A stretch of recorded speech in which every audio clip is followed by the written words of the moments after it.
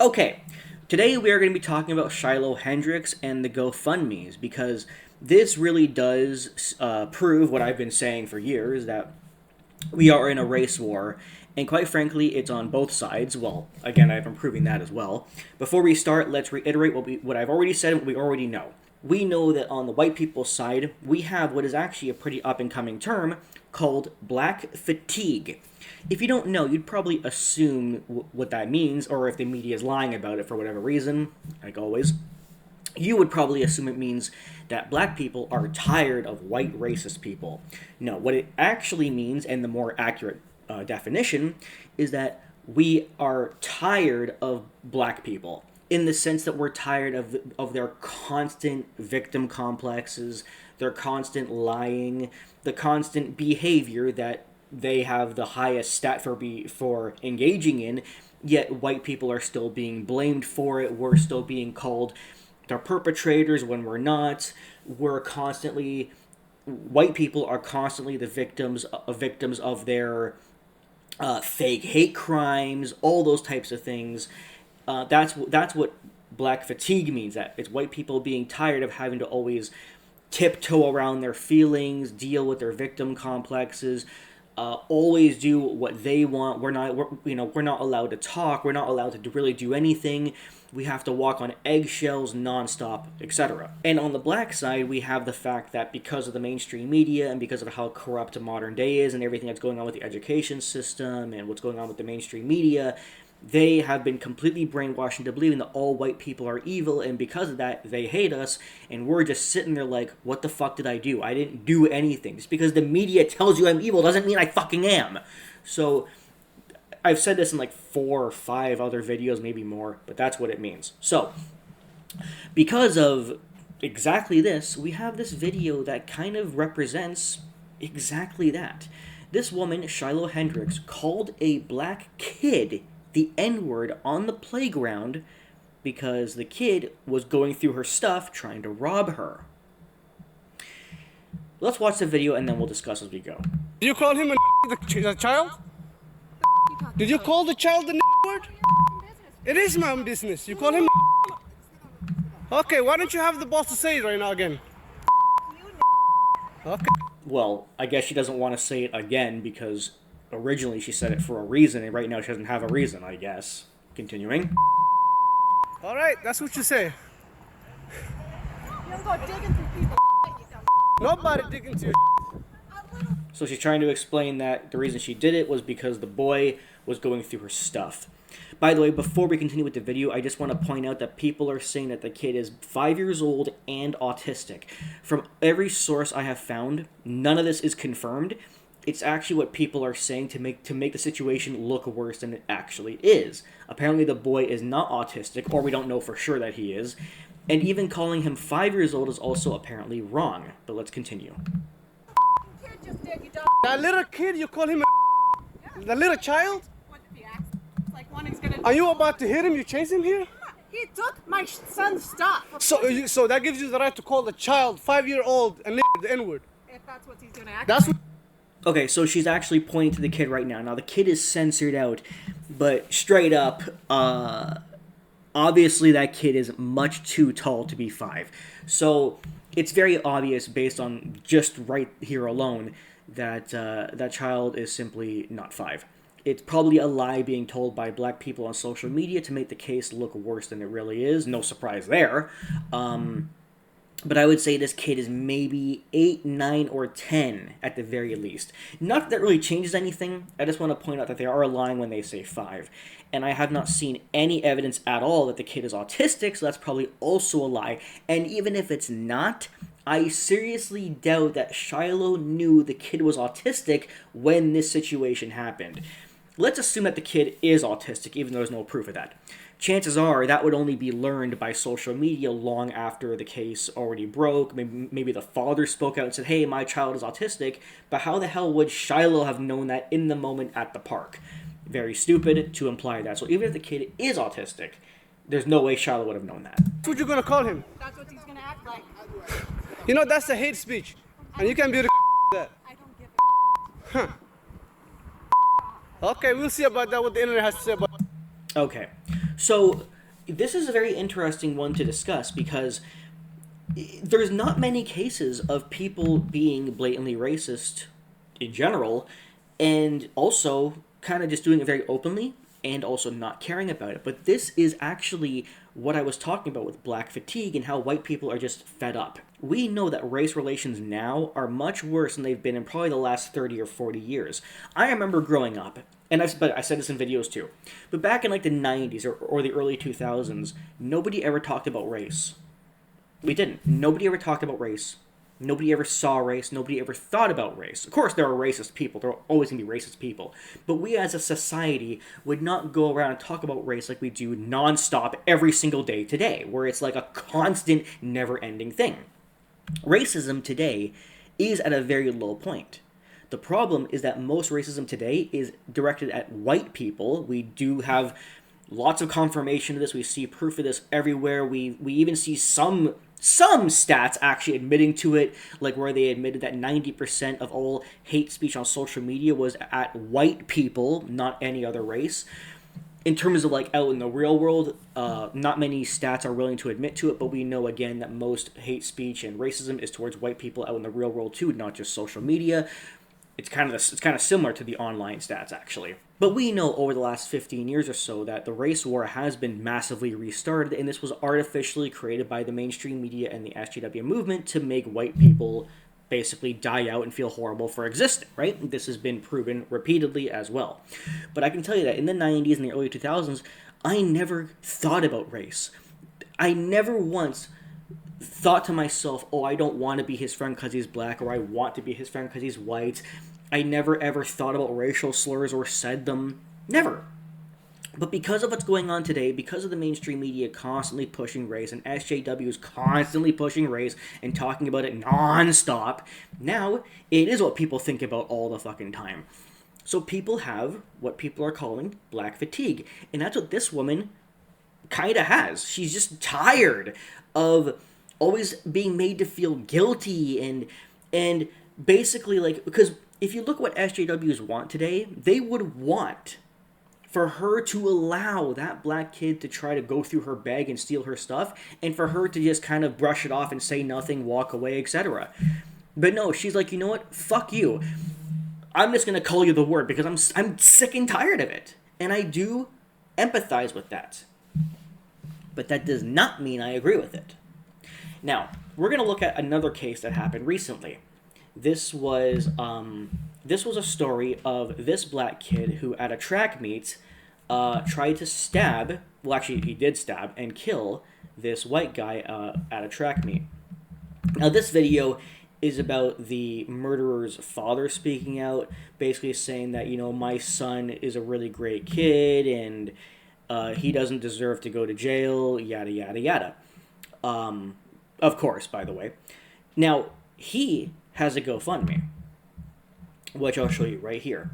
He has raised $526,000 for his fund, and the purpose of his fund is to support his legal fees because obviously he's been charged with murder. Now, a couple things to note here. Number one, we know for a fact, and if you're in denial, it's because you don't understand the real world. This has been happening for the last 15 years. We know that the reason why people are supporting this kid, who is a murderer, an actual murderer, the reason why nobody cares is because the murderer is a black guy and the victim is a white guy. So people all across social media are actually celebrating this kid. No, they are. Look it up. You know all the crazy SJWs on TikTok and stuff? They're all celebrating him. Some people even saying, finally, good on you for stabbing that white kid. I've seen hundreds of these videos. People are celebrating him. And, of course, gave him over $500,000 towards his GoFundMe for his legal fees. Now, I know a lot of you people are thinking, well, Shiloh has a GoFundMe and she's raised $757,000. You're right. But here are the differences.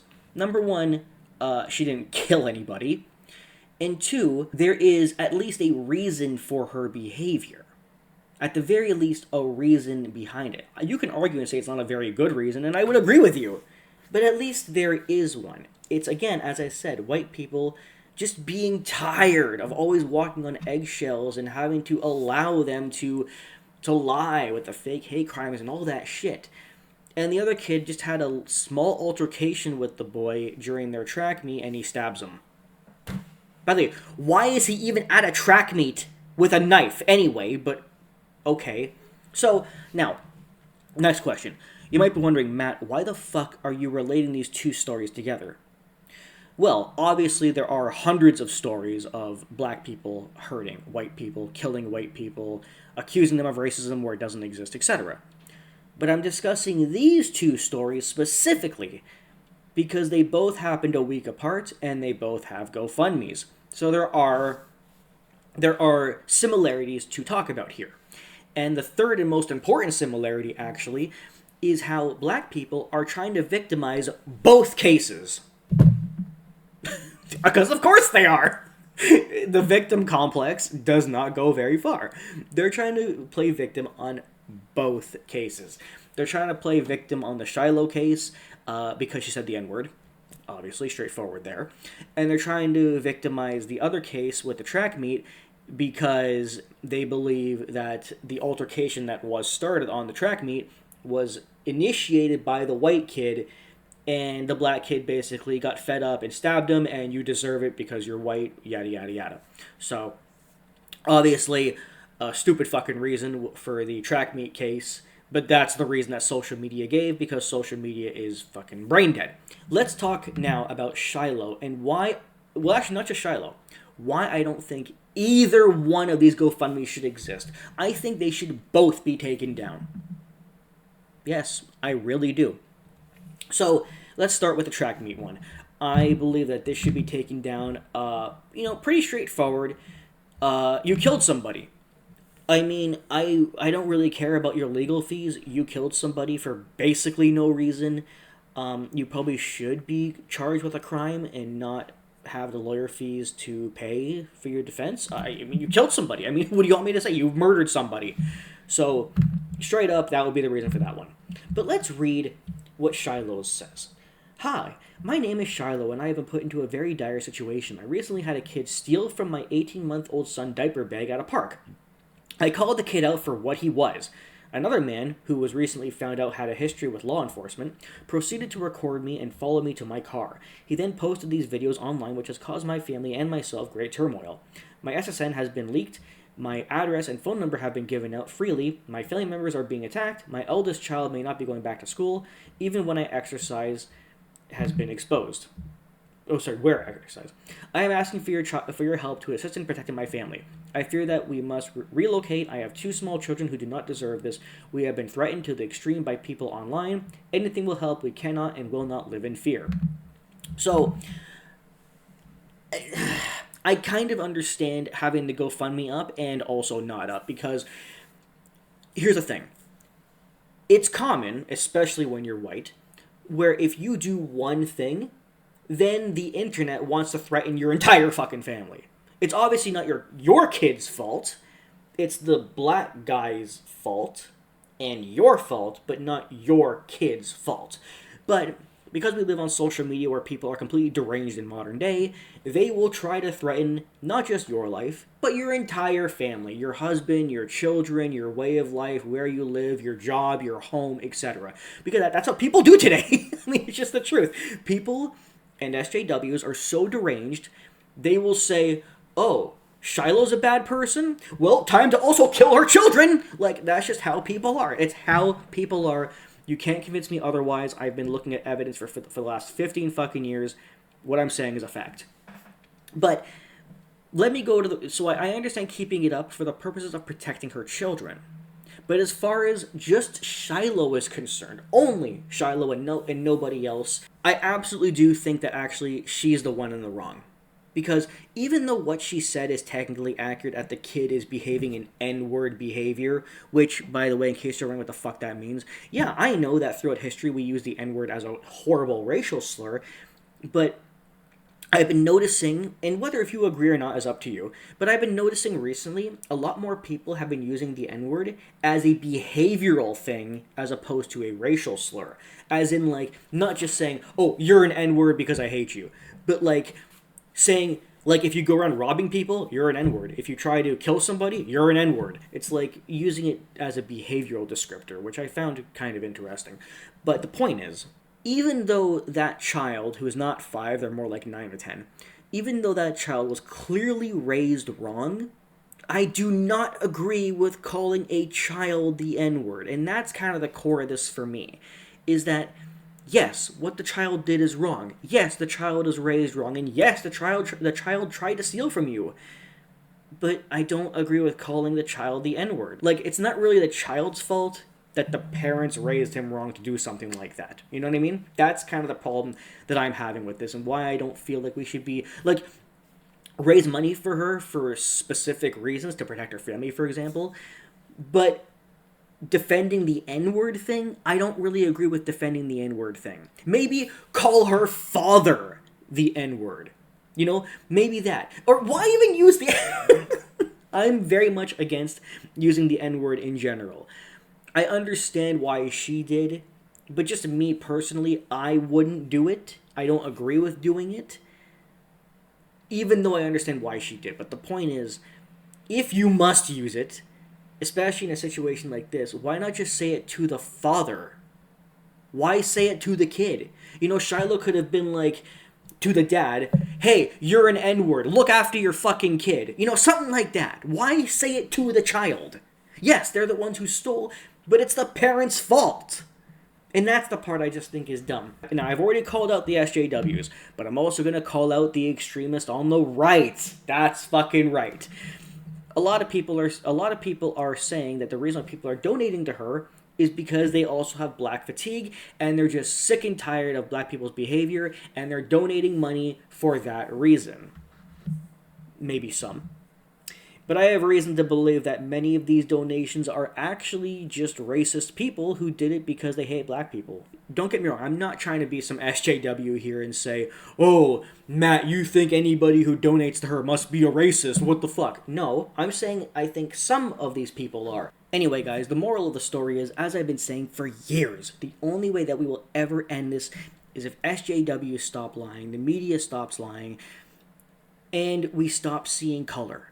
As I've said in videos before, many times actually, racism today is the worst it's been in like the last 30 to 40 years because people have made skin color the point of everything. And the mainstream media lying about black crime and lying about white people existing, saying that anybody who doesn't kiss your feet is a white supremacist and stupid fucking shit like that.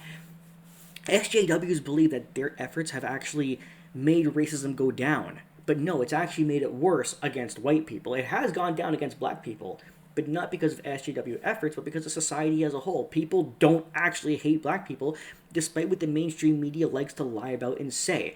When the mainstream media says white people are right-wing racists who just hate you, go hate them because they hate you, that's nothing but race war baiting. White people do not hate black people. We hate certain behaviors.